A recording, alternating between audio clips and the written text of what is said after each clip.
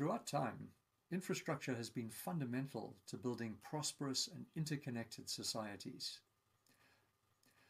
Now, while physical infrastructure like bridges, roads, and railways dominated the 19th and 20th centuries, in today's increasingly digital world, good digital and data infrastructure is becoming increasingly important.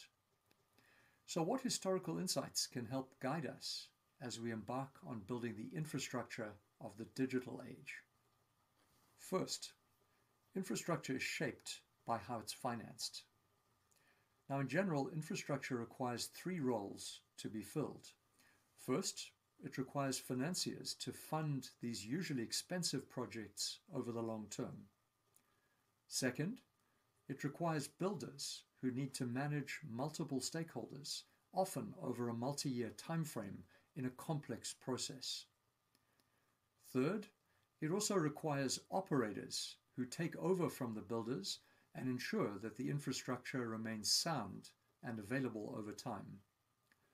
In the first wave of modern transportation infrastructure in the 19th and early 20th century, these roles were usually filled by private companies.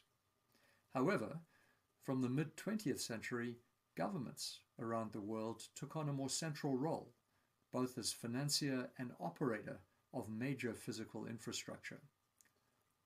But eventually, many governments approached their fiscal limits, although gaps in infrastructure remained. And so emerged the public-private partnership approach as a new way to mobilize private finance and even private operating capacity. This public-private partnership trend brought into focus the need for a fourth key role in infrastructure, which had often been neglected. That's the role of the overseer. Especially in cases where there were substantial societal risks from the failure of infrastructure, the need for the role of a supervisor or overseer gained broad recognition, usually played by a public agency of some sort. Another helpful insight is that intentions and design choices matter. As we see in the sometimes fierce battles over railways and highways during the 19th and 20th centuries, infrastructure produces both winners and losers. Similarly, the outcomes of building infrastructure are not neutral, and they do become self-reinforcing over time. So far, private players have dominated the roles of financing, building, and operating digital infrastructure. And this configuration has actually been highly effective so far at extending digital apps and tools to a majority of people on the planet in a very short space of time.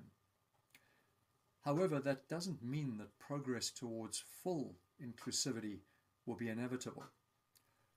The Digital Impact Alliance has proposed a set of principles which benchmark the desired outcomes for users of data infrastructure, and these can help to guide design choices.